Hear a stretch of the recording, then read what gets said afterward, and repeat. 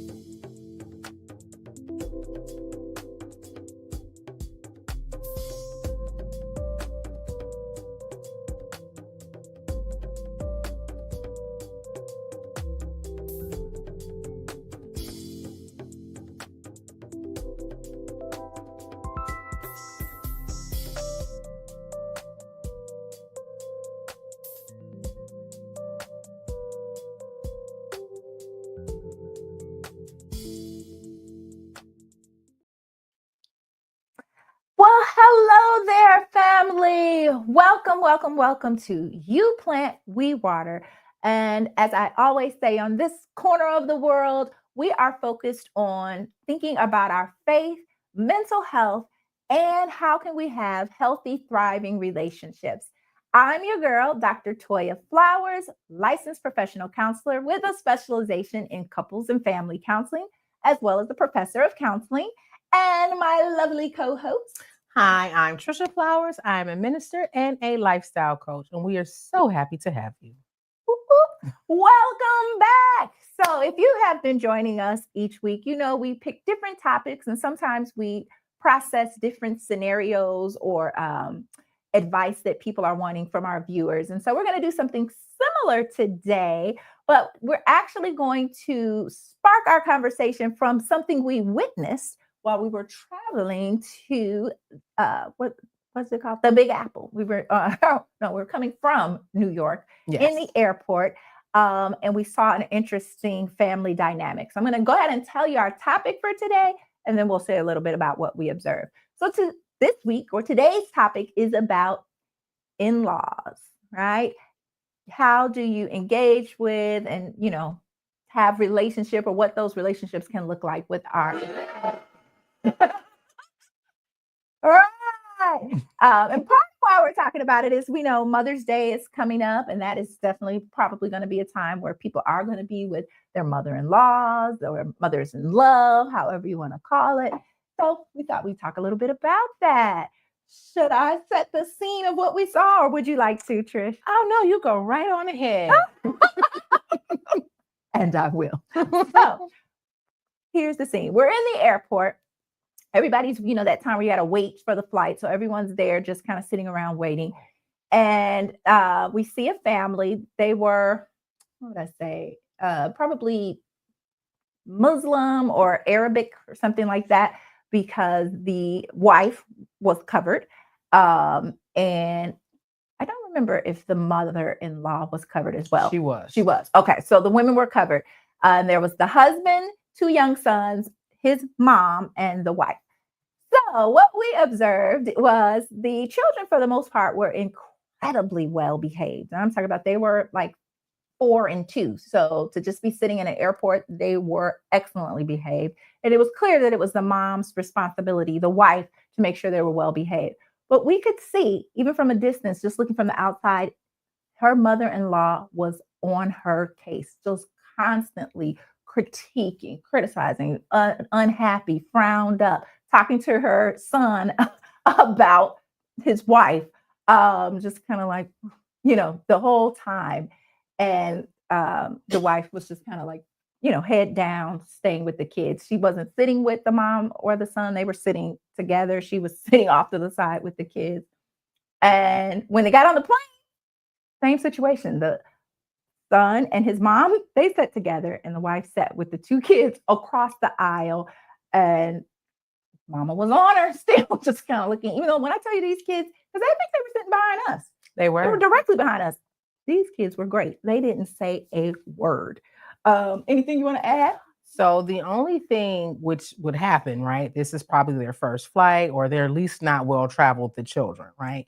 So they were crying, and the look of disgust that came across the mother's face, and I'm like, we are grown-ups, and my ears were popping, and I felt all kind of different sensations, Yeah. and it was the look of like, you get them to be quiet, and I'm trying to figure out how was she supposed to do that when flights are uncomfortable, and they were so small that Very of young. course they would cry, and it was more so the The littlest one. littlest one. And I don't even think he was two. He might have been like one, was like he very was very little. small. Mm. And the look of disgust that came across the mom's face made us think, how can we help save her from the ridicule of the mom? And let's just say this, there were no spoken words. It was just the nonverbal that you could tell, like, I wouldn't want to be her. Yeah, right. And they were talking, but they were talking like another language or Yes. whatever. But you could tell because the mom would say something to the song, blah, blah, blah, and then he why. But when I say kid, because even with the ear pop, that little boy did not cry long. I have seen I went on a girls trip Oh, God. a few weeks before that, and I saw a 50-year-old woman complain longer than that baby did. Rightfully so, for my friend that's watching. But I'm just saying, these kids were really well behaved. They were. And just watching the dynamic was sad because it almost seemed like almost abusive. Like it was almost so it was just a sad dynamic. Now, having said that, I would be remiss and I wouldn't be a counselor if I didn't talk about different cultures. And in Muslim and Arabic cultures, it can be that way. It very much is the mom, the mother-in-law, is in charge. She is the matriarch, right, of the household, and the wife or daughter can be what we consider, I'm using a strong word here, so don't write me, but like second class citizen in their own household because they have to fall under that mother-in-law. And so while we were like feeling for her, it's probably not an uncommon dynamic is what I'm saying. So when families come in for counseling, we have to be mindful of that and honor their culture, which is why, if I were counseling them, I couldn't say, girl, you better tell your mother-in-law to fall back. I would never, right? I would just talk about it a little bit, talk to the mother-in-law. What is it that's dissatisfying you? Okay.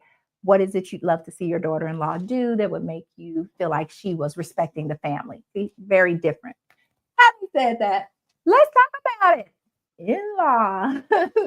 In-law. We'll talk from the petty, professional, and the prophetic. What are your thoughts just as far as the young lady, the young mom we saw in the airport? And then maybe we'll talk about a similar not real life. That was real life. A similar example. I felt like in that moment I wanted to save her. Yeah. And there was no way for me to actually do that. But I did say a prayer because we know prayer changes things. And I will say that even in that flight, she did ease up a little bit, but I don't know if that was because her ears were popping too. I'm not really quite sure. But for that moment, I really just wanted to rescue her and just give her the encouragement because we know as moms, it's hard. And to be traveling with 2 under 4 is really challenging. So I just really wanted to let her know, like, you're doing an amazing job. But I also, because of what Dr. Toya was saying, I also didn't want to offend anyone. So we can't just intercede and say things to people because that wouldn't have been, and it might have got her in more trouble, honestly. I don't know. Yeah, it might have. My stance from the petty point is pretty similar. What I wanted to do was to openly compliment the mom about how well behaved her children were in front of her mother-in-law. That's what I wanted to do. I wanted to say, oh my gosh, your kids are so well behaved. They're the most well behaved children in this airport. And I'm a professional, right? I wanted to give her that shine, which probably would have been petty, and I'm glad I didn't. But what I could have done, if I was thinking about culturally, I could have complimented her and the mother-in-law, which would have been more in line with their culture. I could have said, I've been watching you and your daughter-in-law, and boy, those boys are so well behaved. Kudos to you both. Right. That would have been amazing. Yeah. But in It might true not have petty, backfired. no, it probably would work. But in true petty fashion, I did nothing. And sometimes that's the way you should do it. That makes a lot of sense. So I'm going to bring another example, and then we'll just hit, because we can talk about them both and go from the, talk more about professional and all that. So this came from one of our viewers, which is very similar. Reaching out because I'm having a really tough time with my mother-in-law. She's always been a bit opinionated and critical, but lately it's gotten to the point where I feel like I'm walking on eggshells around her. Every time we visit, she finds a way to comment on something I'm doing wrong, whether it's how I'm raising our kids, how I'm cooking dinner, or even how I'm decorating our home. My husband always tries to brush it off and tell me to just ignore her, but it's hard for me to do that when it feels like she's constantly undermining me. I've tried talking to my husband about it, but he just says she's old-fashioned and doesn't mean any harm. But the truth is, it's really hurting me and making me feel like I'm not good enough. I'm starting to feel like I'm stuck in this situation and don't know how to get out of it without creating tension for our family. Can you talk to me or share some tips on how to get some boundaries with my mother-in-law? So I'm going to uncross my legs because this is a lot. So first, I would definitely go into prayer before you even communicate with the husband or your mother-in-law, right? Prophetic. And I would make sure that we go in there, because there are times where you may not be able to reach someone on a natural level, but God can, and he'll give you the wisdom and the words, the encouragement to be able to speak. Because sometimes if we're not careful, even in approaching, if you know that this is like not just something that you like, this is an ongoing situation, you want to go in there armored up, right, with the word to protect yourself, because people have the ability to take something that you thought was an issue, and it can backfire, and it can create more havoc on your situation. So I would definitely go into prayer about it first. Yeah, that's good. I love that, right? And I would say on a professional piece, what I would advise is for you to, again, speak to your husband. It's important that he intercede between you and the mother-in-law. So far, he hasn't, but that is the best approach. If he will say something, it is important as couples, when it comes to dealing with any type of in-law or extended family dynamic, to be on the same team. You as a couple need to be on the same team. And so even though he doesn't seem to see it as an issue, even if he would just say on your behalf, I get it, blah, blah, blah. But my wife, she takes it serious, some of the things you're saying. And so she's wanting to talk to you about it, right? Like, I would love to see him be a buffer first. But I love the prophetic with the prayer, because who knows, maybe there could be a change of heart. You don't even have to do any of this. That also reminds me, like, equally yoked, right? So that's the other thing. You want to go in as your immediate family or your nuclear family and be able to have that front. And if you're not getting that, it makes it really challenging, because now it's like a confrontation. So that buffer is vital in communicating. Right. And sometimes we are dealing truthfully with all kind of dynamics when it comes to in-laws. Sometimes it's unintentional, right? They just might be a family that jokes like that. Sometimes it's very intentional. Sometimes there are mothers who, they don't want to lose their son to the wife, right? And this could go for fathers. We're using this mother-in-law example because we've seen it. But sometimes that son has been the man of the house, and your mother-in-law may not be feeling you for that very reason. Other times, right, it could also be where this is how she was treated by her mother-in-law, right? And so she's like, hey, that's how you think you got it bad. X, Y, and Z happened to me. So in a counseling, it would be great if it's not something you all can resolve talking, coming in for family counseling would be great, because we would look at those dynamics, the generational pieces. Like, what was it like for your mother-in-law? What are her thoughts and feelings about, you as a daughter-in-law? What you do want to keep, you do want to have a boundary around your child, your raising of your own children, right? That's something we disrupt in counseling. We will get in there right away. We call it hierarchies, and we would get your mother-in-law out of the parental hierarchy and back into the grandparent hierarchy, because that could be very destructive, not only to the kids, but for your relationship.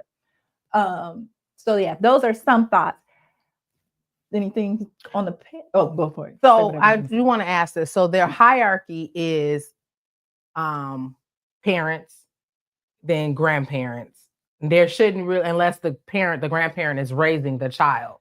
Right. Okay. That's different. But so the hierarchy isn't parents and grandparents. The hierarchy, and I use hierarchy to try to describe it, but what it's called is I forgot the word. It's basically a system of substance. But here's how it goes.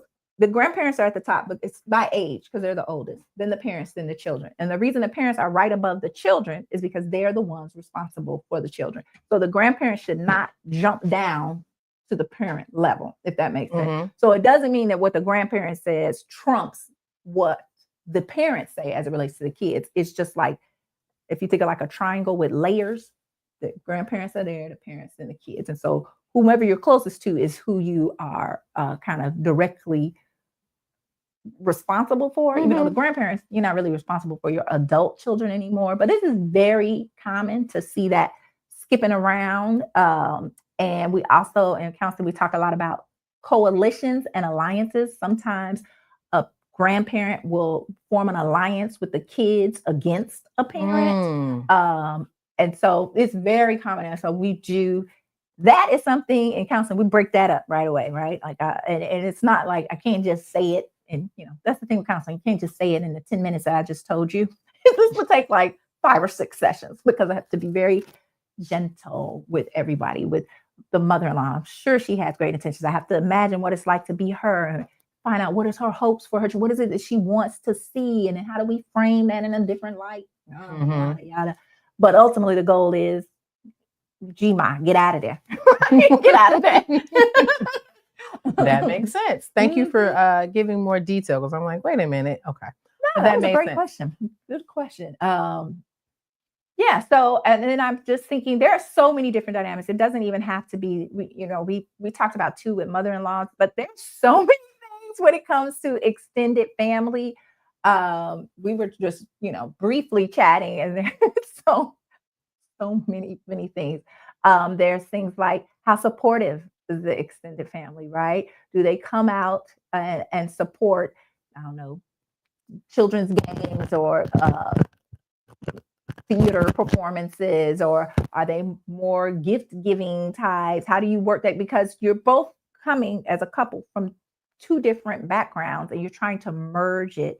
And so sometimes it's oil and water, sometimes it's smooth, right? But there's so many different dynamics. I can't even remember some of the other ones we talked about that could be at play.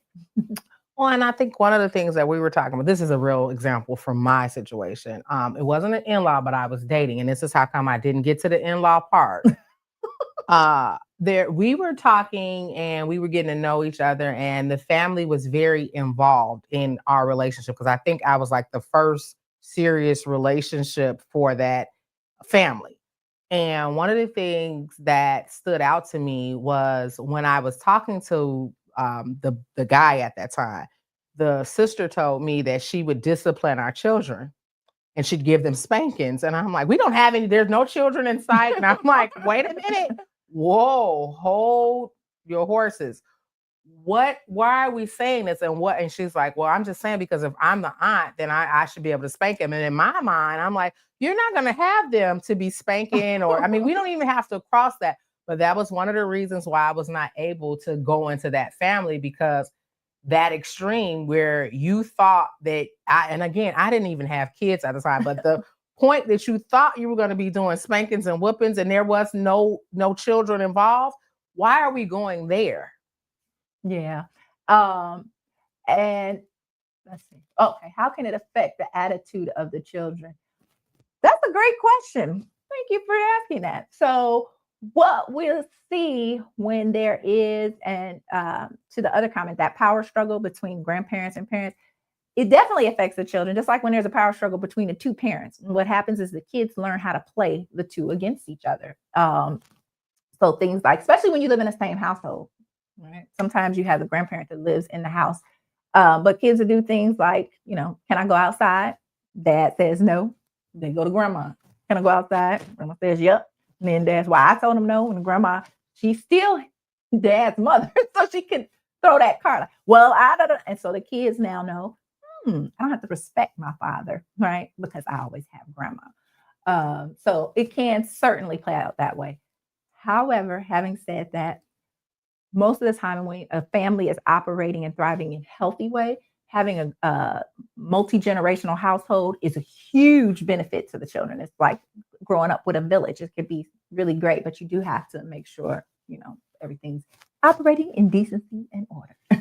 So I love that. So you need to make sure you have your rules and your boundaries in place so that there isn't room for the children, because let's be honest, kids, we were kids. We do a little manipulating from time to time. Yeah. I did. I'm like, who to ask? I find the weakest link. So it's like, you exactly. You're it. There we go. So we know how to create that trauma and that drama to get what we want. And it can be vital to your marriage, right? So if the kid is in there doing things, or the grandparent, whoever, anybody is not on the same accord, goes back to prophetic, it's going to be a mess. Yeah. So definitely want to try to come together. And these are great things to talk about before you get married, right? Talk about how is it going to work with your in-laws? How do you do holidays? Do we visit your family and my family? Do we alternate, right? Have these conversations beforehand, because the more you do, the better. And then you can go, how do we communicate when we're ready to go, right? Because that could be really tricky when you're with your partner's family and they having the time, and they're so happy to all be together. And you're like, I'm tapping out, I'm tired, I'm ready to go, but I don't want to be rude. So what do you do? Do you have a little signal? Like, so they can say, oh, now we're going to go. But all these little things, these are great conversations to have up front. What are some of the expectations of your in-laws? Like what does your mother-in-law expect of you as a new wife, or father-in-law as a new husband, or vice versa?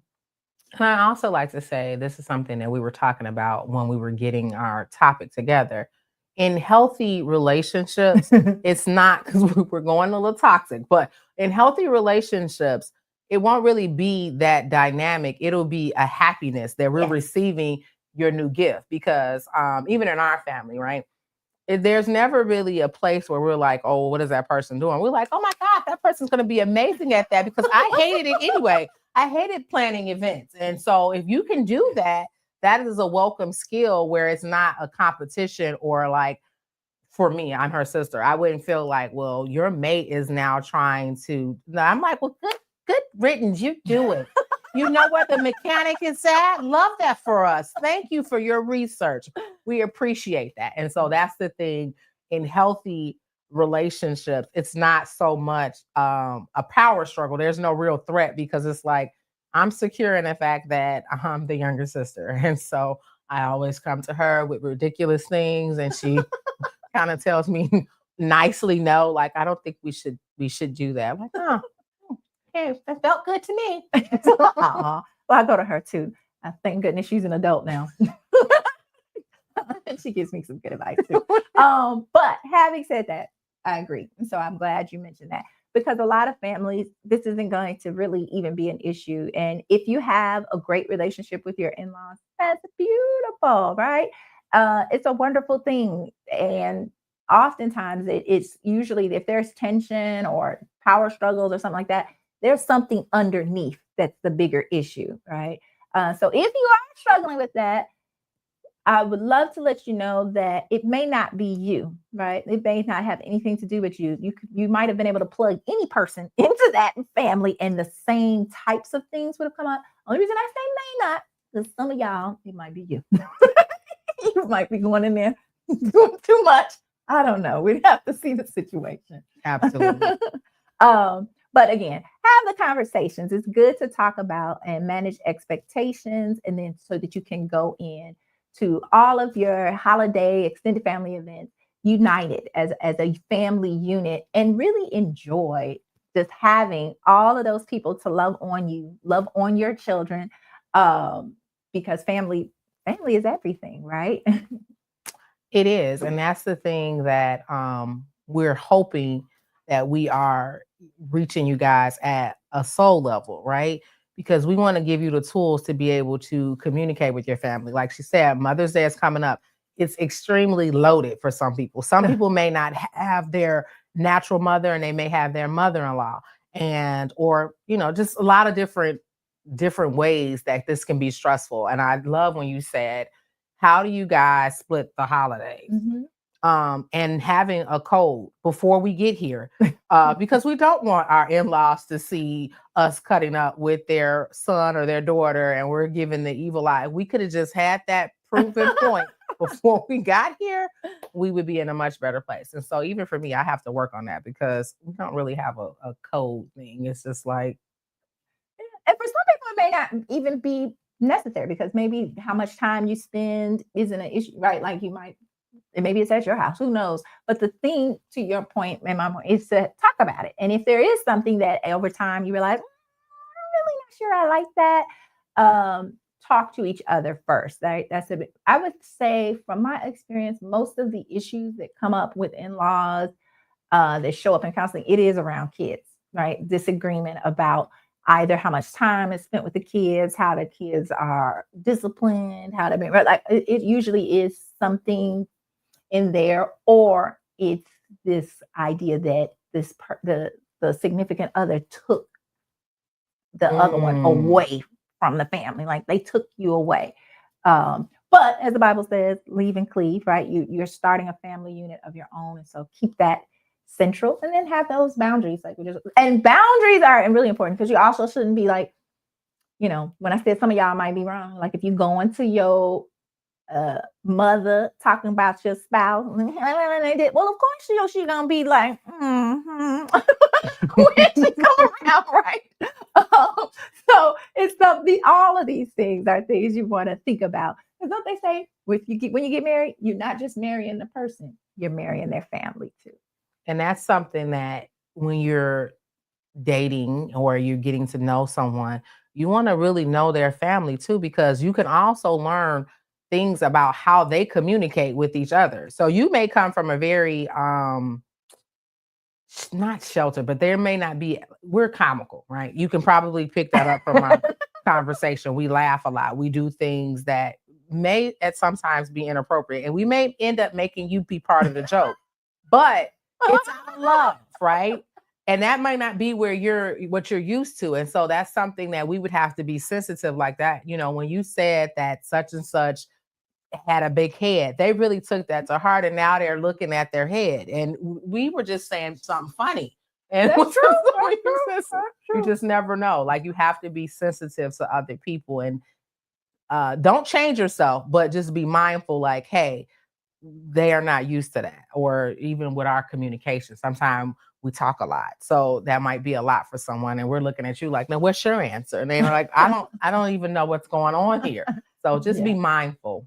Well said. That was a real life example. I remember because I'm thanks to our own mom for her comment. Thanks, Mom. It is. But yeah, that was a great example because we will talk about each other in my family, like crack jokes. And I have let people know before they come over, like, listen, don't be alarmed. They're going to talk about me a little bit. It's all in fun. They might talk about you.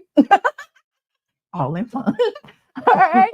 So hopefully that helps. And there's so much we could explore because we just really talked about that parental, adult parent, adult child. We didn't even get into the siblings and all of that. So there's a lot that we could explore. So maybe we'll revisit this topic again, if not next week, at some other time. And if you have a particular topic that you need help with, please write in and let us know so that we can help you figure it out. Now, we don't know if our advice is really helpful for you, but we're hoping that it is. Nothing else is entertaining. So again, thank you. A couple of brief announcements on our way out. please visit our Facebook page, You Plant, We Water. The Faith Over Fear 90-Day Challenge will be launching at the beginning of next month. So I'm getting all those materials together, and I've been doing it myself, and you've been doing it a little bit too, Yep. Trish, already, and it is working. So we can't wait to join with you and iron sharpen iron in that way. We'd like to thank our executive producer, Bishop Lloyd Kohler Jr., pastor of Mission Covenant Church, and we would also like to invite you guys over because we have a rental space that you guys can do anything. You can do game night. You can have a book club, anything that's nice, wholesome, and fun. We're looking for it. And again, we have a Facebook call. Not a Facebook call, a Facebook page, Mission Covenant Event Spaces. Come on over there and check us out. We look forward to having you guys, and we just really appreciate you. And last but not least, please stay tuned for information regarding the upcoming retreat, the first of many to come. Thank you once again. And as always, you plant, we water. See ya. Go to your Apple or Google Play Store and download the WVTC Gospel Radio app today. You can also say, Alexa, play WVTC Radio Skills. Would you like to play WVTC Radio Network? Absolutely. Download it today.